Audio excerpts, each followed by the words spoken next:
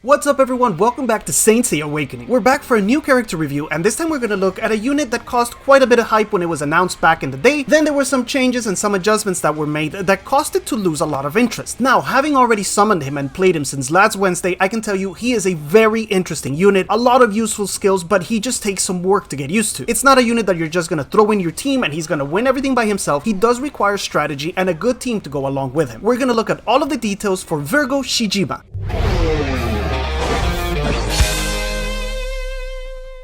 Shijima is a cosmic type attacker that brings a few new mechanics to the game and also one very interesting function that I think a lot of people didn't realize would be possible. As you can see from my skill ups, I went very heavy with this guy because I find him really interesting. His first one, called Ungyo, is an individual cosmic type attack that does a little bit of damage, but it also adds a new type of seal called Ungyo. What this seal causes on enemy units that have it is that they will take additional attacks whenever Shijima attacks. It doesn't seem like a gigantic function, but combined with his passive, which we're going to look at the end, is really strong. The last function of this basic attack is that it has a small chance to open a door. Now, what exactly those doors are, we're going to look at here in the second skill, but just remember that with this basic, we do have a small chance to get them to progress faster. These doors are applied with the second skill, which is called the 4 Doors of Buddha, and cost 3 energy. That's going to activate different effects as the doors progress. There's a total of 4. Right when you use this skill, the first effect is going to be that you will reduce the cosmic and physical attack of your opponent. That reduction starts at 20%, but with skill ups goes all the way to 45%, so you're basically cutting the enemy's damage in half. Now, these doors are always going to open in the same sequence, and there's a couple of different ways that they can progress. Like we saw, there's a small chance to advance them with the first skill. They will also advance automatically anytime the enemy moves. So remember, when you apply the skill, that's going to be the first door. As soon as the enemy moves, the second one will open, and that second one basically applies a weaken, kind of like the B rank Seiya that increases the damage that we do to enemies. It's the same type of weaken, but this one can be scaled up. It starts at only 15%, but on level 4, it's 40% more damage. The next door, which is Illness, is going to increase the energy consumption of the enemy by 2, and this lasts for 2 rounds, so it's really good to use against enemies that already have a high consumption. With these 2 extra energy, it basically makes their skills unusable. Now, the last door, and the really interesting and fun one, is the Door of Death. This thing can do one of 2 things depending on how much HP the enemy has. If the enemy is above a certain threshold, then it will deal damage according to that threshold. On skill level 1, it's 20%, so if the enemy has more than 20%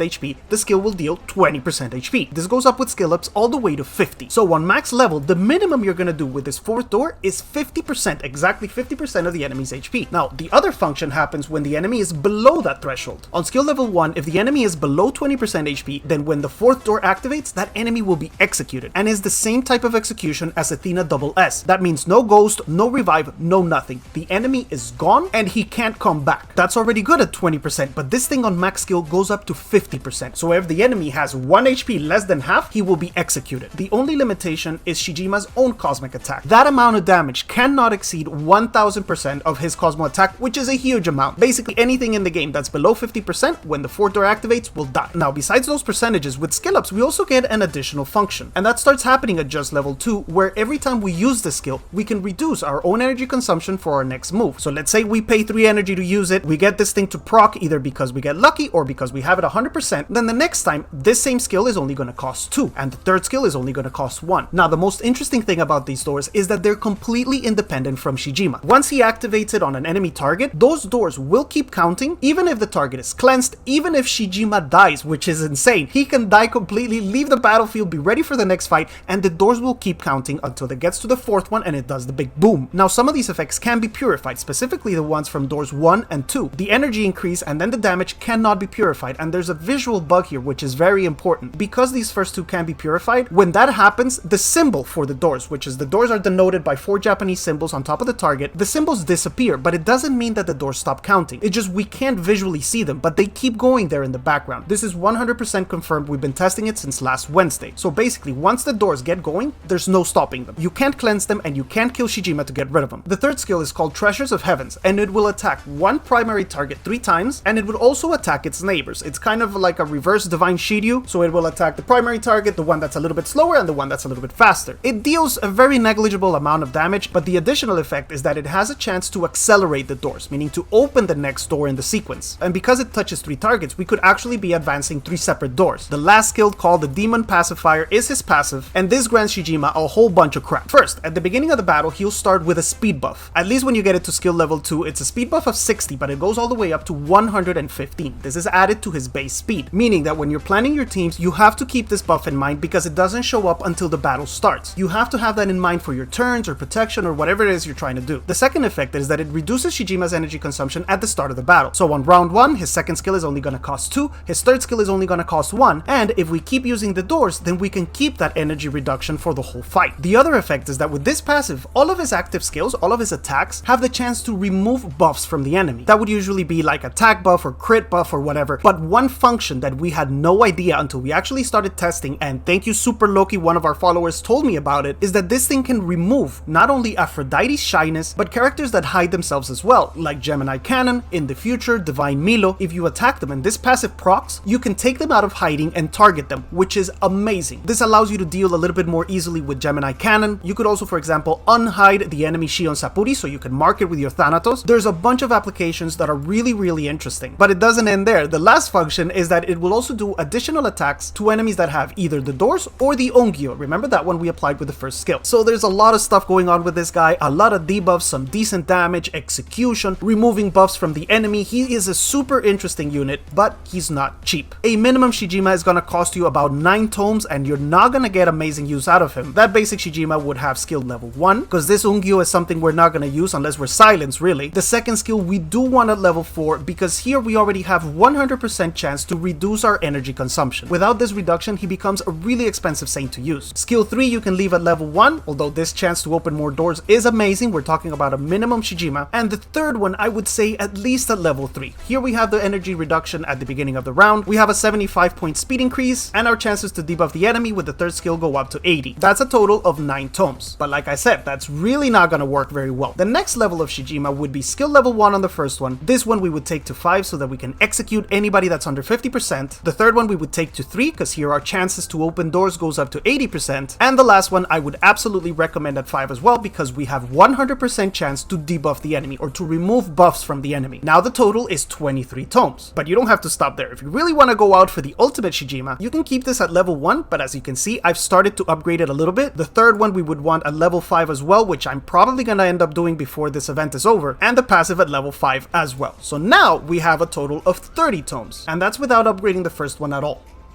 Over on the 8 cents, this is a unit that we're going to use primarily in PvP. For that, we need to open everything, but I would personally start, if I didn't have all the resources to do it right away, I would start with Alpha, which gives us Cosmic Attack and HP, then Gamma, which gives us Cosmic Attack and resistance to physical crits, so that it's harder to one-shot us, followed by Delta, with HP and resistance to both types of damage, and lastly Beta, which just gives us HP and status resistance.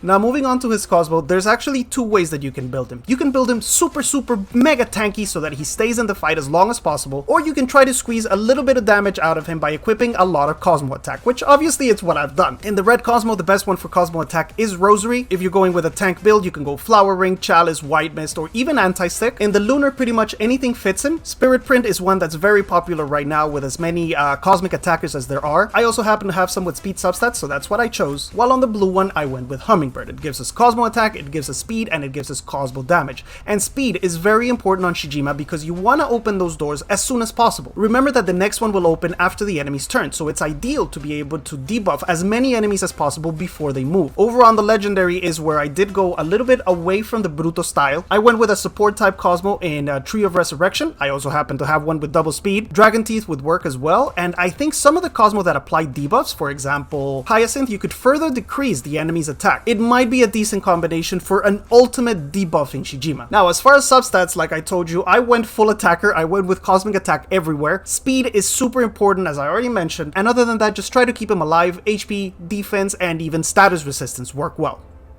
in teams, the very first thing I'm going to mention is that this guy is a long battle character, okay? He's not going to kill something round 1, probably round 2 either. You're going to be there for a while. So things that combine well with him are units that can stretch the fight. You're going to want to bring some protection like Divine Shun, even Divine Shiryu, although Divine Shiryu with the energy consumption is kind of difficult. The new Shion Sapuri, or go ultra tanky with like a June Ofyukus or June Hypnos. Aside from all that tankiness, you might also need to bring some energy, though you have two options. You can go with a team that uses a lot of energy and then you bring some generation, or you go with a team that uses very little energy and then all of it is left for him. Double turn is amazing on him, but unfortunately because of the energy consumption, Hashun is not really a good friend. If we manage to skill up the first one, we do have a 100% chance to apply this Ungyo, which will help us touch more targets when we do use our big skills. But remember, every time that you don't use the door, you lose that energy reduction. Aside from that, just bring some other attackers that are a big threat, for example Thanatos or Gemini Cannon, something that the enemy has to focus on and kind of forgets about Shijima. If he can get 2 or 3 of these doors on the enemy team, there's going to be so many bad things happening to them that it makes your life a lot easier. As far as weaknesses, he doesn't have that many. His stats are stellar, other than his Cosmo attack, which is a rank B, but he's not really an attacker. Everything else is either S or A. He is susceptible to control, so you can combine him with units that can cleanse. Again, Divine Shun is a perfect partner. He can protect him with 0 energy and he can also cleanse him. On the other side of the battlefield, then cleanse is a weakness as well. Remember, the effects of the first 2 doors can be cleansed, and Pandora can actually reverse this physical attack and Cosmo attack debuff and turn it into a massive damage buff for her team. Arayashiki is also somewhat of a counter, although if you door Arayashiki, he's going to be getting so many turns that all of these things are going to activate really quickly, even possibly in round 1. Alright, now before moving on to the demonstration, I'm going to tell you a couple of the things that we found out so far in testing. The most important one has to be that ability to remove hiding. There's no other character in the game that can unhide an enemy unit. Also, the fact that the doors are independent. It doesn't matter if Shijima's controlled, that can be frozen, stunned, nightmare, he could even be dead. Those doors will keep progressing until they do their final hit. Another interesting mechanic with the door is that if you reapply them to a character that already has the doors, you're gonna reset the counter to the first door again, but the debuffs will stack. There will be a double physical attack and Cosmo attack reduction. The weaken will also be multiplied, so in effect you'll be doing 80% more damage to the target, but you lose the counter of the doors, so the big final hit at the end is gonna take a lot longer. Another interesting thing is that though this is a type of debuff, there are no characters that are immune to it. For example, Mew. If Mew is evolved, if he's already a butterfly, you can't really debuff his attack, you can't do the damage increase, blah blah blah, but the doors do still apply and he will receive the hit after the 4th one. So immunity is good against him, but not entirely. It will not protect you from this damage. And that's about it for now, but I'm pretty sure we're gonna keep discovering interactions with these doors and other passives in the game. Now that there's so much automatic stuff happening, it's always interesting when a new unit gets introduced because it tends to interact differently with each other enemy unit. For the demonstration, we're gonna head over to Arena, and like I mentioned, we're gonna use kind of a protective team just so we can stretch out the fight and see as many of Shijima's effects as possible. Now with this team, I don't have enough energy to do everything in round 1, but what I'm gonna do is not activate Hypnos in round 1 because I don't think we need the healing right away. I hope I'm not wrong, and that way we can get some doors going as soon as possible.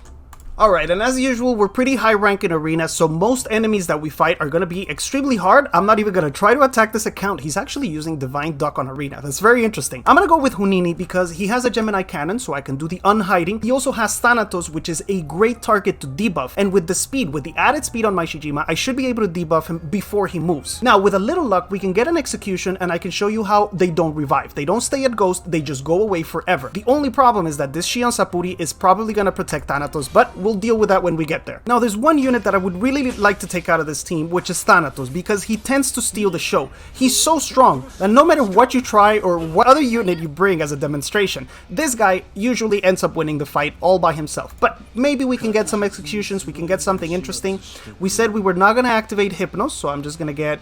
wow, his Thanatos is faster than my Shijima.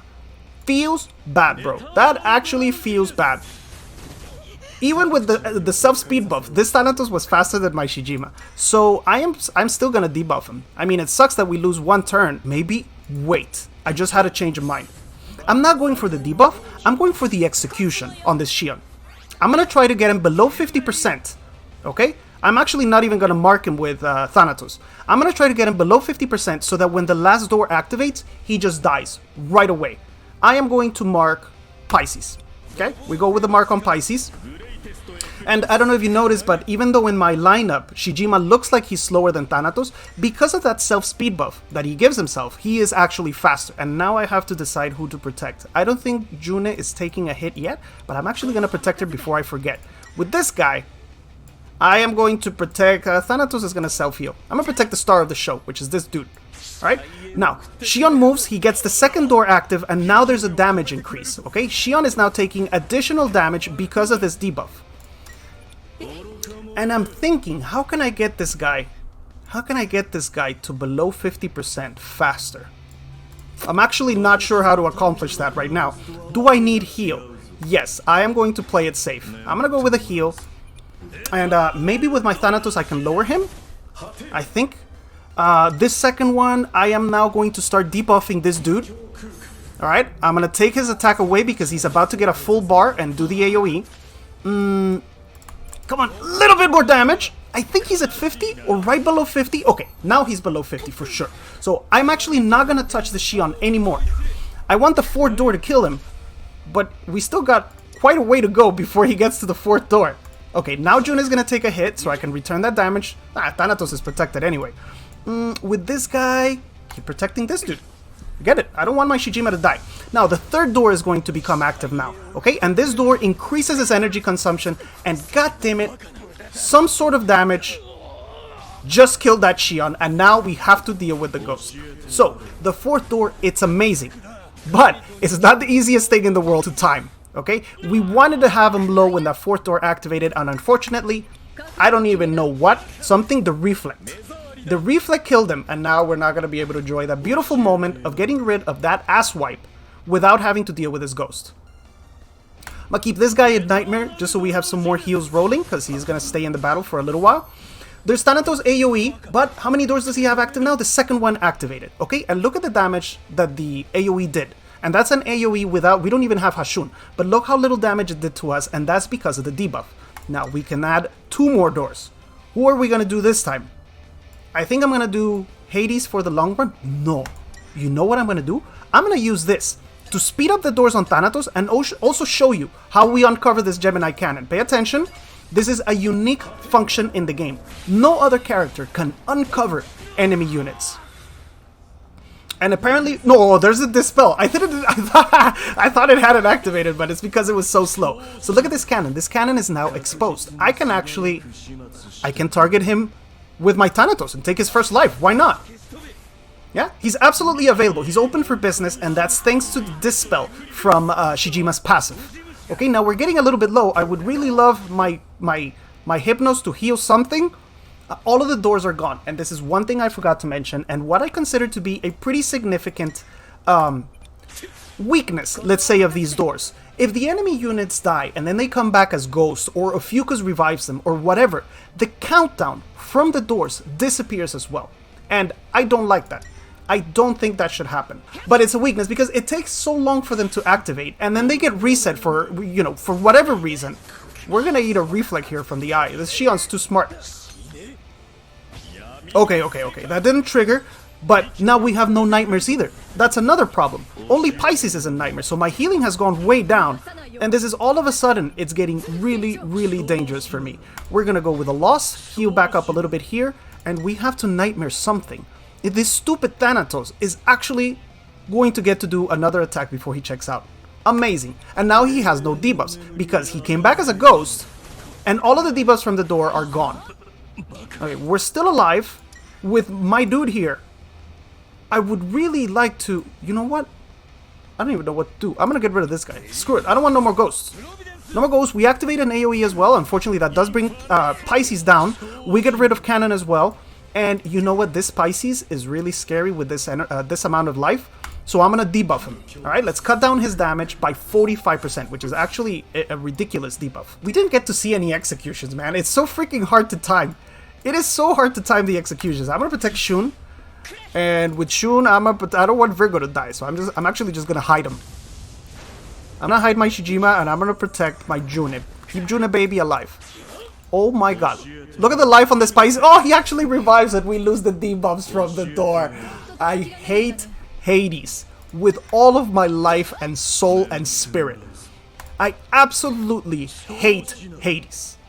What a shit unit with a stupid ghost. Get out of here. Amazing Shijima showcase. And that's a very good demonstration about some of the frustrating mechanics on Shijima's side. The timing of that door is really hard to do properly. The execution is amazing, being able to get rid of units that are below 50% without having to deal with ghost or with other forms or whatever the crap. But if it doesn't happen in the exact moment that you need it to happen, then it doesn't work. And you can't activate it manually. You have to wait for that fourth door to trigger. Anyway, like I said at the beginning of the video, I think it's a very interesting unit. It is strong, it has a lot of potential, but it's a unit that requires strategy. It's going to be interesting to see if he makes an appearance during the next Jamir or not. I'm going to say goodbye here for today. If you haven't already, please remember to hit like, subscribe to the channel, ring the bell, and I'll see you guys again very soon. Bye!